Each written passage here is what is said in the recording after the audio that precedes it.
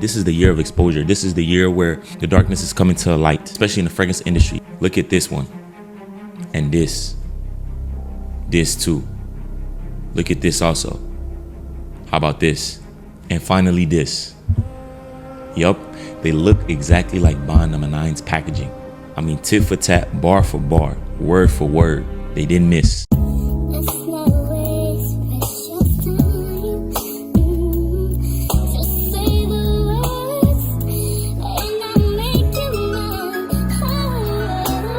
Dupes are undercutting the market with fair pricing. Prices for Lululemon supplies, not that I'm a big purchaser of them, were very high in the stock market. But what's happening is dupes competition. If Lululemon was charging $100 for leggings and then somebody comes out, doesn't matter what country or where, and they're only $20, and college students are like, I'm going to get myself a bargain and I'm going to buy the dupe, guess what?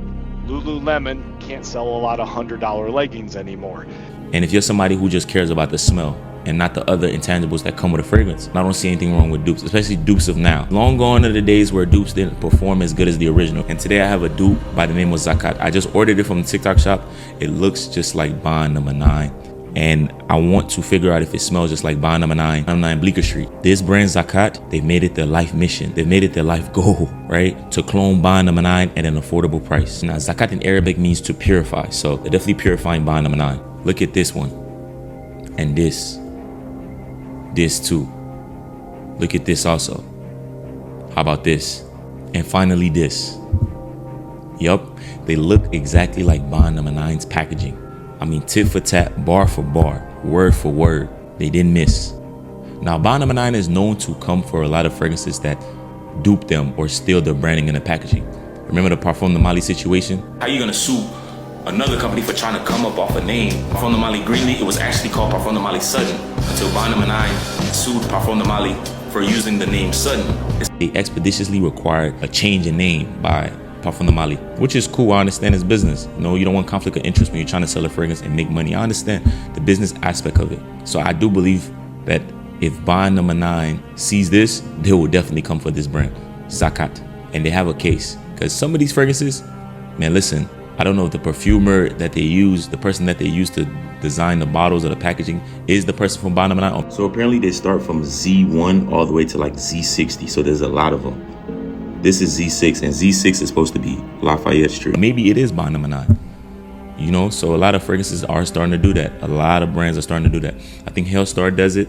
You already know Bape does it. While he was with Bape, and they're like, yeah. So I was like, damn, Bape Ball is a hater. Like, you think everybody does that? Oh yeah, I think Hellstar does that. Do you? Yeah. That would make sense. I think they all do it. But yeah, this one right here that I'm ordering from the TikTok shop, I just got it because I just found out that TikTok shop has it, which is crazy to me. I don't know the guidelines on letting products go through TikTok anymore. I think there was a time where you couldn't even get anything through, but I think obviously they've definitely taken out restrictions, so they're letting all that stuff go through. But it's on the TikTok shop, and I just bought it. I'm gonna tell you guys if it smells like Bleecker Street. Even compare the notes, right, from the Bleecker Street to Zakat. The notes are exactly the same, from top to mid to bottom notes, word for word, bar for bar. Tit for tat, listen, they match. There's no difference. They're exactly the same. I don't know if this is exposing how uncreative a lot of fragrance companies are. You gotta be creative and create something that actually is paying that price for, or you gotta take the price down. But yeah, this one right here is clearly inspired by Nolita. I don't know what Bond No. 9 inspired this fragrance, but it looks a lot like Bond No. 9 Nomad. It has similar notes to it. So Zakat Black Z6 is supposed to be Bond No. 9 Lafayette Street for $60. Add a zero and take away $100. That's how much Bond No. 9 Lafayette costs. This one is literally 10%, 5% of the price of Bond No. 9 Lafayette. This one is supposed to be Madison Avenue, the pink one.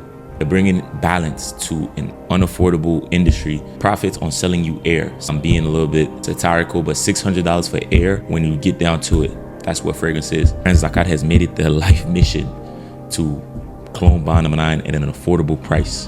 When I say affordable price, I'm not just saying 10% off or 20% off or 30% off, 40% off. I'm talking about 80, 90% off. Because we know Bond No. 9 is probably one of the most expensive dupe houses out there right now. of the most expensive fragrance houses. I'm gonna stop calling them dupe house. The owner used to work for Creed, and she took a lot of the Creed blueprint. It's just an expensive dupe house, like I said before. I don't care, Green Witch, Green Itch, I don't smell like Baccarat Rouge. Centipede smells like Creed Aventus. Shea Bond came out in 2003, and it smells just like Green Irish Tweed. Green Irish Tweed came out in 1985. Maurice, the owner of Bond #9, was a distributor for Creed during that time. What's that, 18 years later? And she hired a perfumer who worked for Givaldin by the name of James Krivda. Givaldin claimed he stole 616 secret fragrance formulas when he left to work for a different corporation. And this same perfumer has worked with multiple celebrities. And if you know anything about celebrity fragrances, they're just clones of popular fragrances with the celebrity's name on it. Ariana Grande Cloud, Baccarat. And this same perfumer, the in-house perfumer for Bond #9, which is also known for being an expensive clone house. When it comes to fragrances, this is the measure of success. Virgil Abloh told us best, when you want to create something new, just take something that's already successful and just change it by 3%. The lecturer at Harvard University. One of his points was the 3% approach. His concept was based on changing an original design by only 3% to make a new one. This is the same thing in fragrance. Dupes are undercutting the market with fair pricing. At the end of the day, you can't be mad at that. These brands now have to step up and do something more creative or take the price down, which